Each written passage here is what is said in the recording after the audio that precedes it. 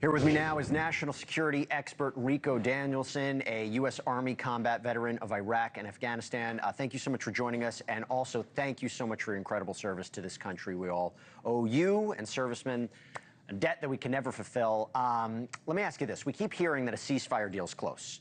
What exactly is holding up the negotiations? Yeah, that's a good question. When it comes to the ceasefire deal, Hamas needs to be completely removed. That's what the bargaining chip here is. Israel does not recognize them as a government. They more recognize them as terrorist organizations, much like Hezbollah. So what we're going to want to see, or Israel wants to see, is a complete removal or eradication of Hamas. And until that really happens, unfortunately, we'll probably more than likely see a lot more conflict and escalation here as well. And I appreciate you saying that, because people abroad might have a different perspective about what's actually happening on the ground there, because we're seeing violence erupt in southern Syria. And the question becomes, should Israel have stepped in? Is this going to become a larger regional conflict? Do you think it was necessary?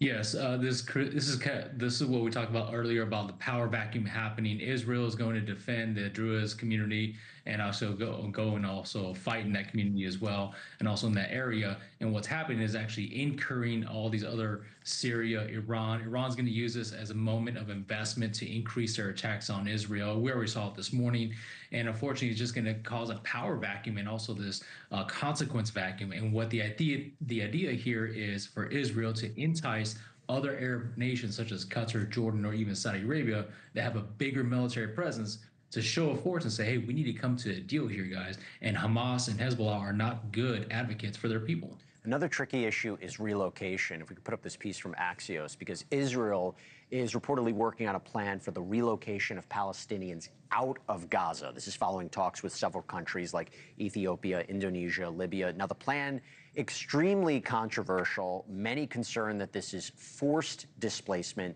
despite Israeli Prime Minister Benjamin Netanyahu insisting that this would all be voluntary. What are your thoughts on it? What do you think the consequences of a move like this is? The relocation of the refugees and these war-torn refugees, unfortunately, is going to have a lot of consequences, good and bad, right? When we look at Gaza and you look at the demolition that Israel is going on throughout the whole country, it's actually making uninhabitable, unusable land, and more specifically for commercial, not necessarily for agriculture. Now, we look at Ethiopia and these other regions, they actually have a lot more areas for growth, farm, agricultural, and survivability. So that's where the come to Jesus talk needs to happen at that point level. And we can't talk about the Middle East without talking about Iran. So the Trump administration doubling down on the success of the strikes on Iran's nuclear sites. Defense Secretary Pete Hegseth taking aim at media reports indicating that not all the sites were completely destroyed.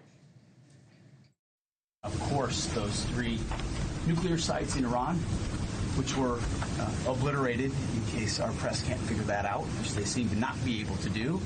And the more we report and the more we see, the more we understand how devastating those attacks were on all 3 of those nuclear sites. Ricoh, there still seems to be confusion. When are we going to have a final assessment, you think? As soon as I get to Iran, I'll let you know.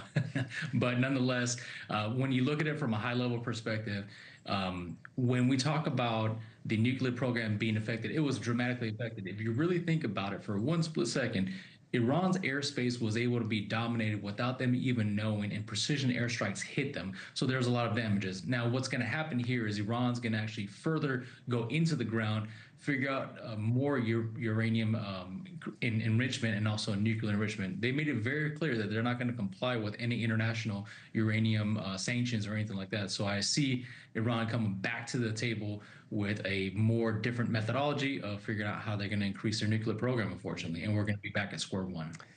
All right. National security expert Ricoh Danielson, thank you so much for taking the time on this Saturday. Appreciate it. Rock and roll. Thank you. You got it.